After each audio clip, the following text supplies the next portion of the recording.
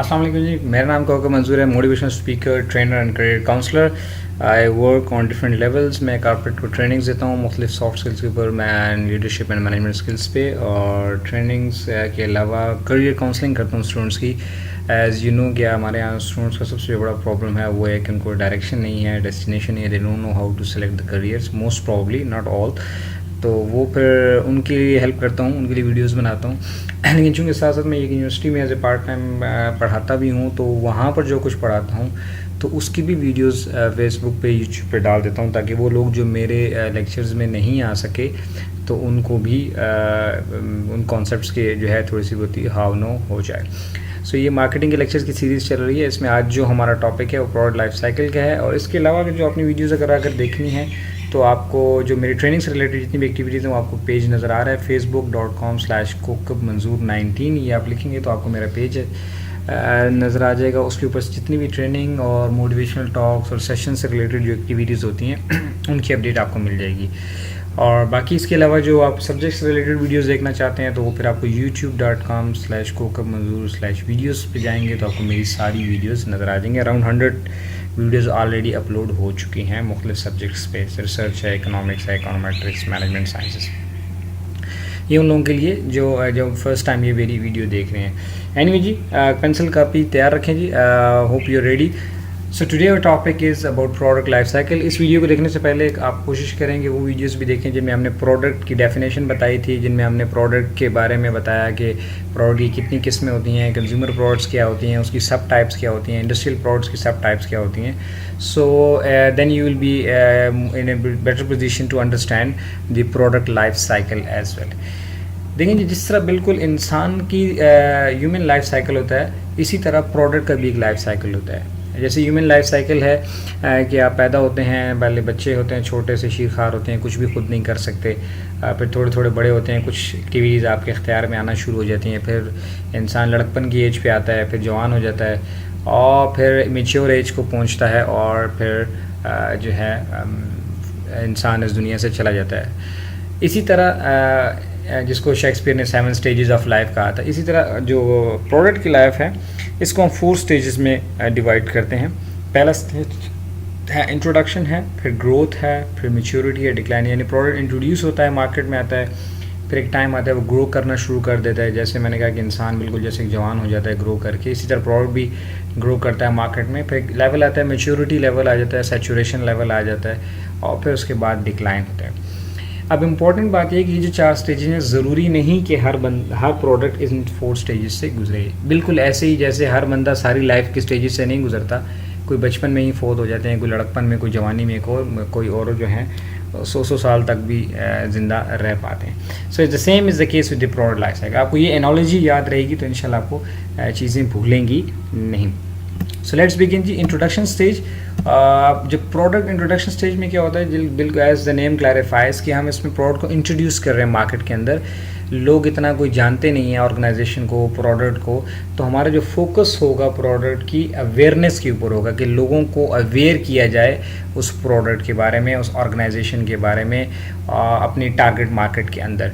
Usually क्या होता है, चूँकि जैसे मैंने कहा प्रोडक्ट के बारे में लोगों को नहीं मालूम इतना, तो क्या होता है यूजुअली प्रोडक्ट्स के जो सेल्स हैं वो बड़ी लो होती है। Profit normally we don't expect profit in the early stages. Usually कभी कभी नेगेटिव भी हो जाता है, यानी कि कम आपके सिर्फ एक्सपेंसेस हो रहे होते हैं और आपको प्रॉफिट नहीं मिल रहा होता है। तो आप, लेकिन आपकी कोशिश होती है कि चलें सम हाउ प्रोडक्ट्स की सेल हो। So what's happening, organisation create awareness of its presence कि हम ये हैं, ये हमारा नाम है, ये हमारी प्रोडक्ट है, ये इसकी फीचर है, ताकि लोगों को पता लगे। तो बेसिक एम इसमें सेल्स नहीं होता, बेसिक एम इसमें लोगों को अपने प्रोडक्ट के बारे में अवेयर करना होता है। खैर है, कम पैसों पे भी दे दें, कहीं कहीं कुछ फ्री ऑफर्स भी कर दी जाती हैं ताकि let them test our product, कि वो हमारी प्रोडक्ट को एक बार इस्तेमाल करें। मैं भी यूजुअली स्टार्ट में ही किया करता था, जब सेशन स्टार्ट में करता था तो मैं फ्री सेशंस भी कर लेता था, because people usually don't know मी।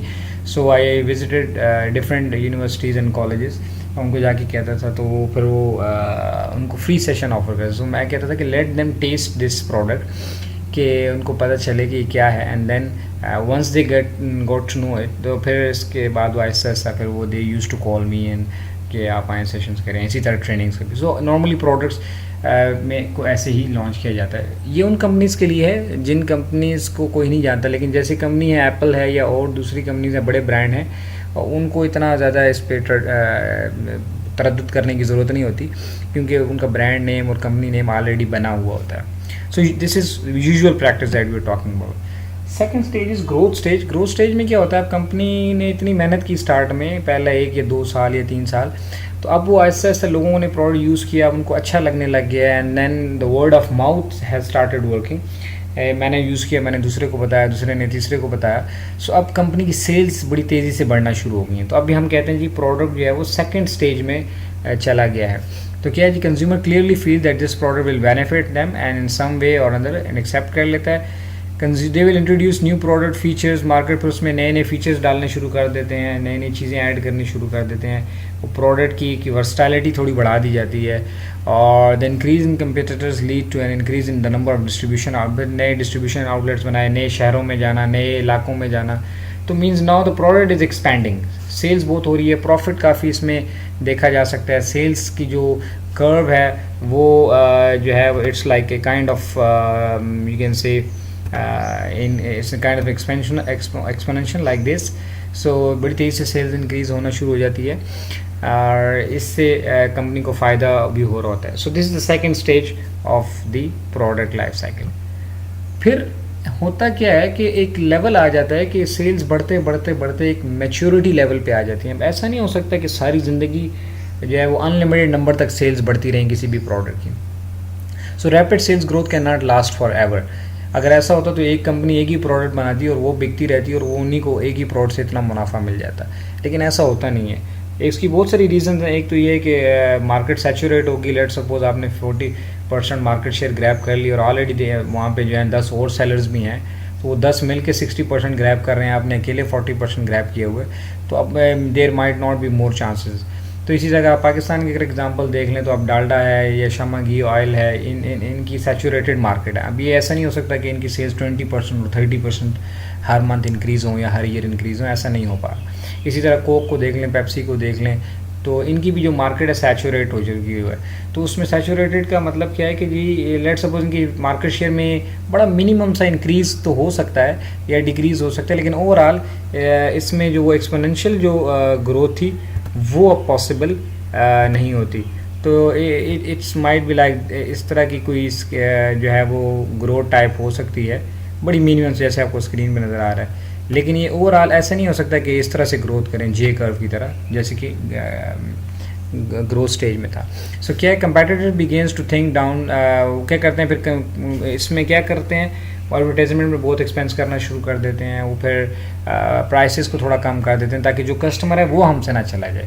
तो वो एक लेवल ऑफ मेच्योरिटी यानी स्टैटिक किस्म की सेल्स पे भी वो खुश रहते हैं कि चलें जी हमारे पास ये भी आ गया। वो फिर वो क्या करते हैं, तो ऐसी सिचुएशन में एक ऑप्शन ये होता है कि फिर दूसरे जो नए प्रोडक्ट्स को लॉन्च किया जाए और उनकी फिर ग्रोथ स्टेज देखी जाए और वहाँ से प्रॉफिट गेन किया जाए। लेकिन ये जो प्रोडक्ट है जो मेच्योरिटी स्टेज पे आ गया, इसके साथ ज़्यादा जो है वो छेड़खानी नहीं की जाती, क्योंकि बस ये जितनी मार्केट कैप्चर कर रहा है ये ही काफ़ी, क्योंकि इस पर ऑलरेडी एक्सपेंस हो रहा है तो इसको बंद नहीं कर सकते। मार्केट में कैप्चर कर रहे हैं, काफ़ी रेवेन्यू से जनरेट हो रहा है, तो इस पर मिनिमम प्रॉफिट पे भी वो राज़ी रहती हैं कंपनीज़, तो वो कोशिश करती हैं कि वो दूसरे प्रोडक्ट की तरफ भी स्विच करें। And the last stage is then decline stage. फिर एक वक्त आता है कि लोग उस प्रोडक्ट से उकता जाते हैं and then they try to switch. And ये आपने देखा होगा कि अक्सर लोग कहते हैं यार अब इस प्रोडक्ट की वो बात नहीं रही जो पहले हुआ करती थी, अब वो मज़ा नहीं रहा, यार स्टार्ट में बड़ा अच्छा था लेकिन अब वो चीज़ नहीं रही।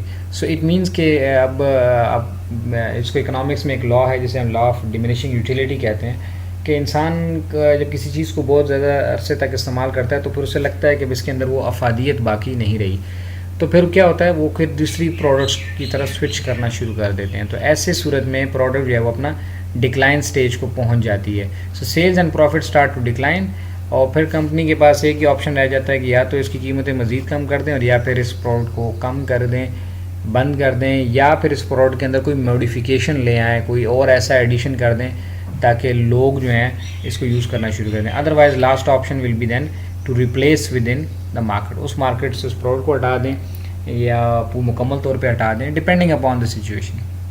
सो ये 4 स्टेजेस हैं जी. Introduction stage, as the name clarifies, product is introduce in the market. Then growth stage, growth stage में प्रोडक्ट की सेल्स एक्सपैंड करती है, रेवेन्यू आ रहा होता है, प्रॉफिट हो रहा होता है. Then comes a maturity stage, जिसमें ना सेल्स बढ़ती हैं ना प्रॉफिट बढ़ता है, बल्कि कंपनी जो है वो कोशिश करती है, उसकी हत्तुल वसा कोशिश ये होती है कि हम प्रोडक्ट की इस सेल्स को मेंटेन कर लें बाय रिड्यूसिंग द प्राइस और बाय एडवर्टाइजमेंट और whatsoever. And then a time comes के बाद प्रोडक्ट जो है वो डिक्लाइन से स्टेज पे चला जाता है कि लोग अब उसको इस्तेमाल नहीं करना चाहते, तो फिर वो प्रोडक्ट मार्केट से आउट हो जाता है. वंस अगेन कि ये सारे स्टेजेस ज़रूरी नहीं कि हर प्रोडक्ट देखे. कुछ प्रोडक्ट इंट्रोडक्शन में ही आते हैं और आप देखें आते हैं और गायब हो जाते हैं, और कुछ प्रोडक्ट जो हैं वो चलते रहते हैं और मैच्योरिटी स्टेज को खींचते हैं. So these are the 4 stages. If you want to see in a graph, so graph में ये इस तरह से दिखेगा. आप देखिए हमने वाई एक्सिस पे प्रॉफिट एंड सेल्स को मेजर कर लिया, और एक्स एक्सिस के ऊपर जो है हमने मेजर कर लिया ये टाइम को. सो इंट्रोडक्शन स्टेज है, ग्रोथ स्टेज है, मैच्योरिटी. ठीक है. So this is all about the introduction, growth and maturity. थोड़ी सेल्स ही देखें, ऐसा ऐसा सेल्स फिर ग्रो कर रही हैं, मैच्योरिटी लेवल पे आ गई, and then declines, and finally the product is out of the market. Thank you very much, and if you are watching my videos, YouTube channel and Facebook link is already visible, so you can go there. If you like this video, please do subscribe. So subscribe करें, आपका एक subscribe हमारी और मेरी team की हिम्मत और हौसला बढ़ाएगा. Thank you very much.